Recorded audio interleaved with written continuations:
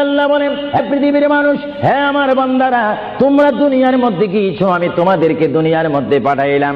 পাঠাইবার পরে আমি জানি তোমরা অনেক অন্যায় পথে যাবে, অনেক কাজ করবে, যে কাজগুলোর মধ্যে তোমাদের গুনাহ হয়ে যাবে। হ্যাঁ বান্দা, তোমরা গুনাহ করবে তাও আমি ভালো মতো জানি, তোমরা পাপ করবে তাও আমি ভালো মতো জানি।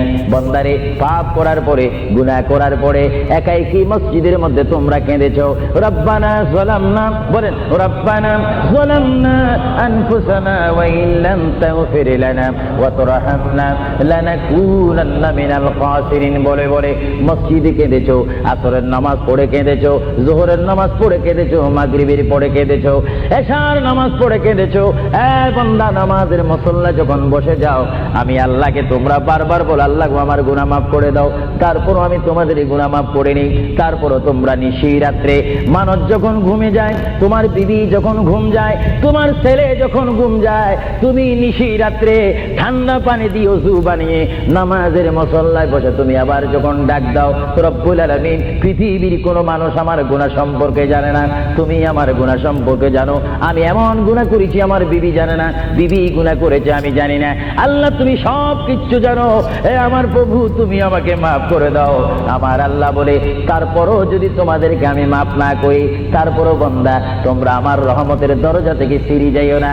আমি তোমাদেরকে হুকুম দিচ্ছি, ওয়ালাউ আন্নাহুম ইয যালামু আনফুসাহুম জাউকা, বান্দারে, যদি গুনাহ করে ফেলো, আমার রহমত থেকে মুখ ফিরে তুমি চলে যাইও না। বান্দা, আকাশ পরিমাণ যদি গুনাহ করো, পাতাল পরিমাণ যদি গুনাহ করো, সাগরের পানি পরিমাণ যদি গুনাহ করো, পাহাড় তুলনায় যদি তুমি গুনাহ করো, আমার দরবার থেকে তুমি নিরাশ হইও না। বান্দা, আমি তোমাকে একটি রাস্তা বাতাই দিচ্ছি, একটি পথ তোমাকে আমি দেখাই দিচ্ছি। সেই পথটি কোন পথ তোমরা জানো? ওয়ালাউ আন্নাহুম ইয যালামু আনফুসাহুম জাউকা, বান্দারে, যখন তোমরা বরবাদ হয়ে যাবে, তখন তোমাদেরকে একটা পথ আমি তোমাদেরকে দেখাই দিলাম।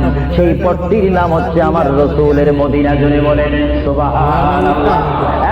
বান্দা, আমার নবীর দরবারে গিয়ে কেঁদে কেঁদে তোমরা বলো, ইয়া রাসূলুল্লাহ, ইয়া হাবিবাল্লাহ, আয়াকা ইয়া রাসূলুল্লাহ।